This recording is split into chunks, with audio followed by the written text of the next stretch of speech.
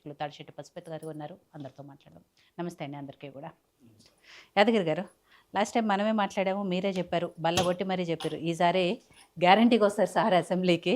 డెఫినెట్గా ఏవైతే 6 గ్యారంటీలు ఇవ్వటంలో కాంగ్రెస్ పార్టీ ప్రజల్ని మోసం చేసిందో వాటన్నిటి మీద సార్ మాట్లాడతారు.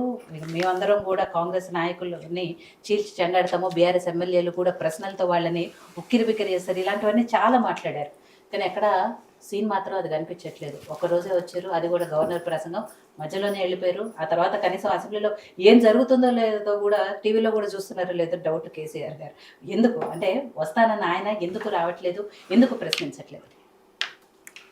ముందుగా మీకు ప్యానల్లో ఉన్న వారికి టీవీ ప్రేక్షకులకు నమస్కారం.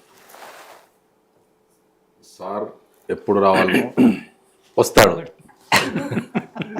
ఇప్పుడు వచ్చిండు, అసెంబ్లీకి వచ్చిండు, ఎవరికి ఏ సూచనలు చేయాలనో మా నాయకులకు, అక్కడ ఉన్న వారికి, రేవంత్ రెడ్డికి సరిసమానమైన నాయకులు, అంతకంటే దాటుగా సమాధానం చెప్పే నాయకులు మా హరీష్ రావు గారు ఉన్నారు, కేటీఆర్ గారు ఉన్నారు, మిగతా నాయకులు ఉన్నారు. కాబట్టి పామోదులు ఎప్పుడైనా సరే వాళ్ళకి ఒకవేళ మా నాయకులు ఏమన్నా తక్కువగా ఉండి ఆయనకు సమాధానం ఇవ్వలేకపోతే అప్పుడు మా నాయకుడు వస్తాడు. అసలు ఆయనకు సమానమైన నాయకుడే లేడు. మీరు అసెంబ్లీ రూల్ ప్రకారంగా అసెంబ్లీనే నడిపిస్తలేరు, ఏం వస్తాడు ఆయన? దానికి ఇప్పుడు ఒక ముఖ్యమంత్రి గారికే అనుభవం లేదు, అనుభవం లేని ముఖ్యమంత్రి గారితో ఏం మాట్లాడతారు? ఇప్పుడు మీరు ఏదైతే గతంలో పిఎస్సి చైర్మన్ ఇచ్చారో ఆ పిఎస్సి చైర్మన్ ప్రతిపక్ష నాయకుడు రాలేదు అని చెప్పి చెప్తున్నారు కదా. పిఎస్సి చైర్మన్ మరి ప్రతిపక్ష నాయకుడు సూచించిన నాయకునికి ఎందుకు ఇవ్వలేదు పిఎస్సి చైర్మన్?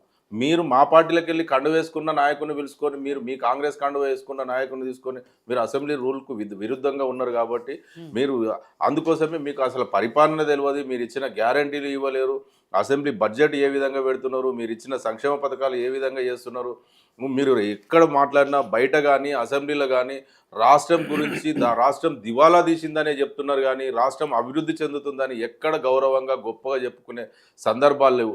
ఎక్కడ నువ్వు బయట వేదికల మీద మాట్లాడితే నాకు రాష్ట్రం అప్పులు కుప్పగా ఉందని చెప్తావు, అసెంబ్లీలో మాట్లాడితే అదే ఉన్నది, రాష్ట్రాన్ని ఈ రాష్ట్రాన్ని నాకు నడిపించడం అయితేనే లేదని చెప్తారు, ఎవరన్నా అప్పులు ఇస్తలేరు అని చెప్తారు, అదేవిధంగా ఉన్న కంపెనీలు వెళ్ళిపోతున్నాయి అని చెప్తున్నారు. ఇలాగ మన రాష్ట్ర గౌరవాన్ని తగ్గించుకుంటూ ఆయన మాట్లాడుతుంటే ఏం సమాధానం చెప్తారండి? ప్రతిపక్ష నాయకులకు మా హరీష్ రావు గారికి సమాధానం చెప్పమనండి, కేటీ రామారావు గారికి సమాధానం చెప్పమనండి. ఎవరికి వాళ్ళ దగ్గర చెప్పే సమాధానం చెప్పేటోళ్ళు లేదు. ఏం చేసినా వాళ్ళు బల్లలు జరుచుకోవడం, ఏదో రకంగా మాట్లాడుకోవడం, ఏదో రన్నింగ్ కామెంట్ చేసుకోవడం, అక్కడ వాళ్ళకున్న మందబలాన్ని చూసుకొని అసెంబ్లీ నడిపిస్తున్నారే కానీ వాళ్ళు అసెంబ్లీని అసెంబ్లీ లాగా నడిపిస్తలేరు. మొన్న జగదీశ్వర్ రెడ్డి గారు సందర్భాన్ని బట్టి ఆయన చెప్పిన మాట ఎక్కడా తప్పు లేదు. ఒకవేళ తప్పు అని తెలిసినా తప్పు అని మళ్ళీ మీరు దాని మీద చర్చ పెట్టండి, ఒకవేళ తప్పు అయితే మేము వాపస్ తీసుకుంటాం, దాని మీద క్షమాపణ చెప్తామని చెప్పినా కూడా ఆయనను సస్పెండ్ చేసిరు.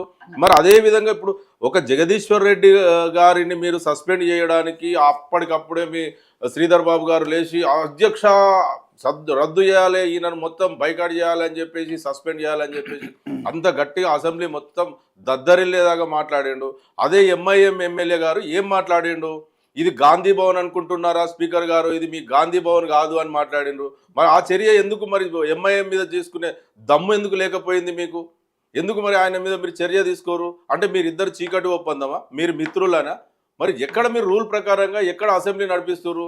మీకు అసలు నిజంగా సభా సాంప్రదాయాల ప్రకారంగా నడిపిస్తలేరు కాబట్టే మా నాయకుడు రాలేకపోయాడు. అవసరం ఉన్నప్పుడు వచ్చి తగు సూచనలు సలహాలు మా మిగతా నాయకులకు ఇచ్చి వెళ్తున్నాడు. నాగేష్ గారు, కేసీఆర్ గారికి ఇంకా అసెంబ్లీకి వచ్చే టైం రాలేదట, వచ్చినప్పుడు గ్యారంటీగా వస్తారా? అప్పుడు